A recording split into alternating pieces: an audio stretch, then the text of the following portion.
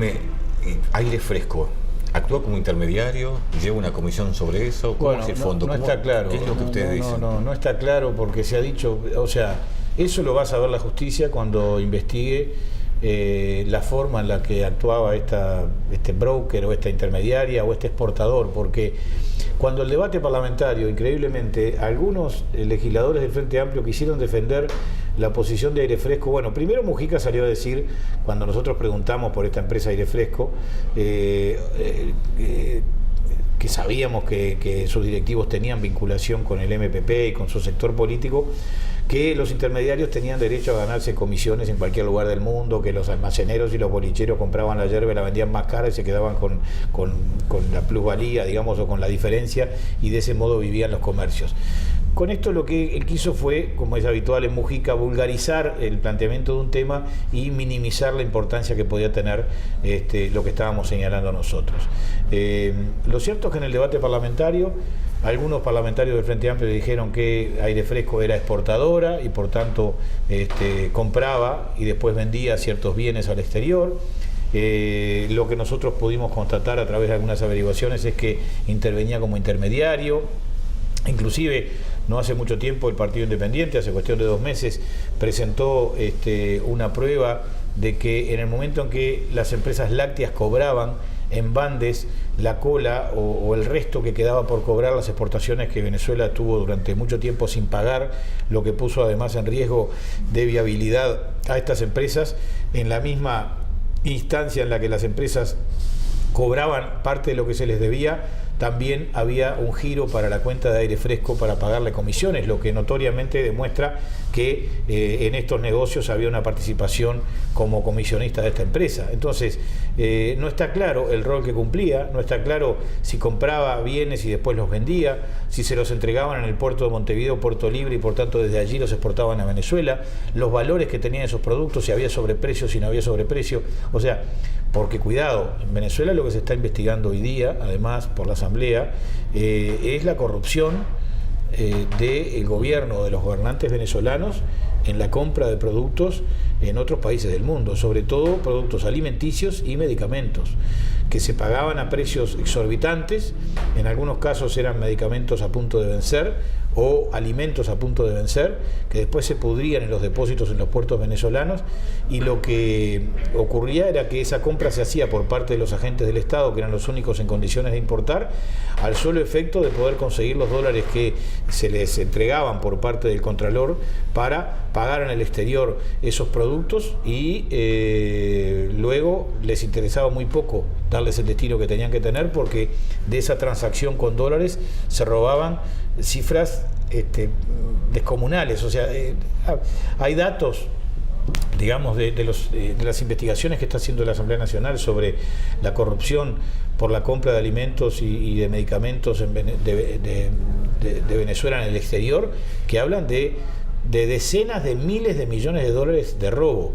A nosotros nos preocupa muchísimo que inclusive en los negocios con Uruguay, no los exportadores que exportaban los productos que producían, sino que en la intermediación se haya caído en ese círculo corrupto que se generó en Venezuela, y que eso involucre a agentes vinculados a el partido de gobierno en Uruguay durante la administración pasada. Y dentro de todo este panorama, ¿cuál es la actuación del Fondes? Que bueno, también fue criticado en torno a este tema. El Fondes, claro, hay algunas empresas que tienen como objeto de sus exportaciones el mercado venezolano, el mercado público, por supuesto, porque en Venezuela, reitero, el único que compra es el sector público, y esas empresas presentaban la posibilidad de su viabilidad financiera a partir de una serie de negocios que iban a hacer con compradores venezolanos, y eso era lo único que justificaba que pudieran eventualmente pedir un crédito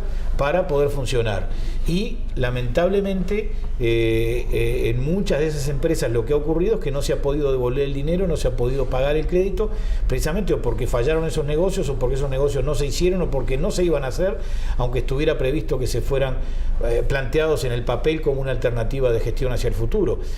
Eso por un lado. En otro caso, el caso de Alasú, que es realmente penoso y lamentable por la cantidad de puestos de trabajo que se perdieron allí. Antes de Alasú, en el caso de las empresas que iban a operar con Venezuela, ¿había amiguismo también, según ustedes? Es decir, yo fabrico copas y decía el Fondes, miren, quiero plata para las copas. O sea, yo no tengo ninguna duda. Lo que sí ocurre es que si usted analiza los estudios técnicos que se debían hacer, que cualquier administrador público tiene que hacer para justificar una decisión, en este caso, prestar un dinero con el objetivo de ayudar para que después el ayudado devuelva ese dinero al fondo, porque ese es el objetivo. No se olvide que el Fondes es un fondo que se crea con un porcentaje de las utilidades del Banco de la República, y el Banco de la República tiene utilidades por su intermediación financiera, y la intermediación financiera que realiza el Banco de la República es prestar dinero a jubilados, a empleados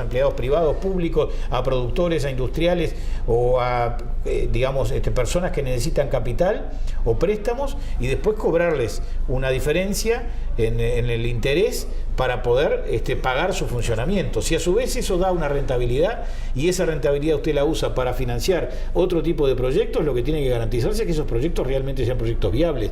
Y los estudios técnicos que habían para que el Fondes pudiera prestarle dinero a esas empresas eran un desastre, y en general no recomendaban que se les concediera dinero a esas empresas, y sin embargo alguien caprichosamente influía para que esas empresas pudieran tener financiamiento de fondos públicos, como es el caso del Fondes. Entonces, lo que nosotros obviamente queremos hacer es lo que no se quiso hacer en el Parlamento, que es investigar efectivamente qué justificativo había para que se dieran esos dineros. Si no lo había, ¿quién tomó la decisión? ¿Quién dijo a este le presto, a este no le presto? ¿Y Alasú? Bueno, el caso de Alasú es el caso más claro de voluntarismo político. Cuando digo voluntarismo político es de querer que las cosas ocurran porque yo las pienso. La realidad no es así. La voluntad de una persona no puede torcer la realidad a tal punto de hacer que una cosa que no funcione por el solo hecho de echarle plata. Los problemas no se resuelven con plata, se resuelven poniendo cabeza, poniendo inteligencia y haciendo las cosas bien. Lo de Pluna es el caso más claro de desastre de la política pública. Primero, la decisión del gobierno de Tabaré Vázquez en su primera administración, vendiéndole a unos señores que lo que querían era hacer un gran negocio, un gran pasamanos, una empresa emblemática como era Pluna, que la cerraron además en 24 horas, dejando cantidad de gente colgada en los aeropuertos por ahí, gente que todavía no ha cobrado lo que la empresa le debía porque habían comprado los pasajes a crédito, etcétera, etcétera, etcétera, o sea, dándole crédito a la empresa, comprando pasajes a futuro. De un día desaparece Pluna, aparece Campiani y sus socios para administrar Pluna, el gobierno le da garantías reales para la compra de aviones, y después el gobierno termina rematando los aviones, entregándolos, devolviéndolos para no tener que seguir pagando los créditos, y con toda la pérdida que eso significó para el bolsillo de todos los uruguayos. Los que están del otro lado de la televisión pagaron también parte de los costos del desastre del negocio de Pluna con Campiani. Y después de eso, cuando el desastre total, al presidente de la República se le ocurre, o alguien le dijo que había que crear una cooperativa para darle fondos para que la empresa siguiera funcionando. Y bueno, lo que ocurrió es lo que iba a ocurrir. La empresa directamente no funcionó porque, no hay antecedentes en el mundo de empresas cooperativas que se dediquen al negocio de la aviación, que es un negocio muy riesgoso y en el que no solamente hay que tener capital, sino resistencia para perder durante un tiempo y poder ganar después y recomponer ese capital. Entonces, lo que pasó, lamentablemente, con Alasú fue que se le llenó, el ojo a los funcionarios diciéndoles que iban a tener una empresa viable, que iban a poder sostener su trabajo, y al final terminó siendo, por lo que ocurre en estas horas, un gran fracaso económico y una situación de la que solamente se sale pagando las deudas a costa del bolsillo de los contribuyentes. Y el Fondes entra allí porque fue quien... Y bueno, el Fondes puso de entrada a N cantidad de millones de dólares y siguió poniendo. Además, el Parlamento durante sucesivas instancias fue votando seguro de paro para el personal, para los funcionarios. Que cuidado, yo no digo que no esté bien votar el seguro de paro cuando una empresa está en crisis o está en problemas. demás. Lo que pasa es que el seguro de paro tiene que ser una cosa transitoria, no puede ser una cuestión absolutamente definitiva, porque también el seguro de paro lo paga alguien. ¿Quién lo paga? Lo pagan los contribuyentes, lo pagan los asalariados, lo pagan quienes hacen aportes al Banco de Previsión Social, los empresarios y los empleados también. O sea, muchas veces no sincerar una situación, no decir las cosas claras y la verdad como es, termina diluyendo la responsabilidad entre todos los ciudadanos y todos los contribuyentes, lo que es un acto de gran injusticia indudablemente. Y eso es porque el gobierno no asumió claramente y públicamente que ese tema era un tema que no se podía resolver y que había que encontrarle otra salida que la que se encontró, que fue realmente desastrosa. El tema está en la justicia ahora.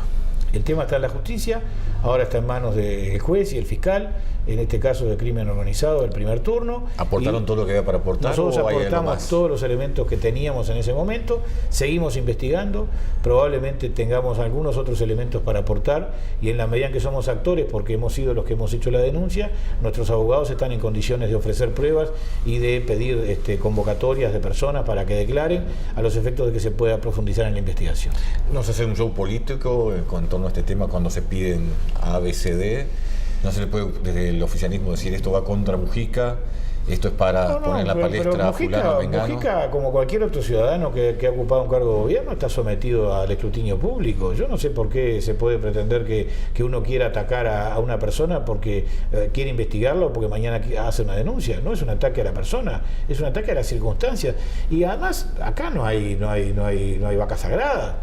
Ni Mujica, ni Tabaré Vázquez, ni Sanguinetti, ni Lacalle, ni ningún expresidente es una vaca sagrada. Son ciudadanos comunes y corrientes que deben comportarse adecuadamente. Que Mujica tenga un estilo que a mí no me gusta, bueno, es una cuestión, a la gente que le gusta lo votó. Ahora, a mí no me parece que Mujica como gobernante haya sido un buen gobernante, un individuo digamos, comprometido con las reglas del buen gobierno, porque la prueba está. El propio gobierno del doctor Vázquez del Frente Amplio ha dicho que en el gobierno de Mujica se cometieron una cantidad de errores gravísimos que comprometieron en muchos aspectos la vida del país y la situación económica. El déficit con el que ingresa la administración actual a la administración de los dineros públicos, déficit que por otra parte durante la campaña negaba el propio actual ministro de Economía y Finanzas como si no estuviera informado, porque recordemos que el señor Lorenzo y el señor Vergara, que fueron ministros de Economía, son del grupo de Astori y son del equipo de Astori y han formado parte de su equipo, o sea, y él era vicepresidente de la República. Él se sorprende cuando llega al gobierno el déficit brutal que había dejado la administración de Mujica. Lo que pasa que, obviamente, en un proceso electoral, la tarea, en todo caso, de endilgarle al gobierno errores es la tarea de la oposición y el propio gobierno no quiere, o el partido gobierno no quiere admitir que se hayan cometido errores que indudablemente se habían cometido y como nosotros lo señalamos, claramente están probados por la realidad de la economía del gobierno y de la economía del país. Trubo, la situación en Venezuela hoy es muy complicada. La relación de Uruguay con Venezuela hoy, la forma que el gobierno está enfrentando esto, la que el Frente Amplio está enfrentando esto. Hacemos la última pausa y hablamos sobre el particular. Ya volvemos.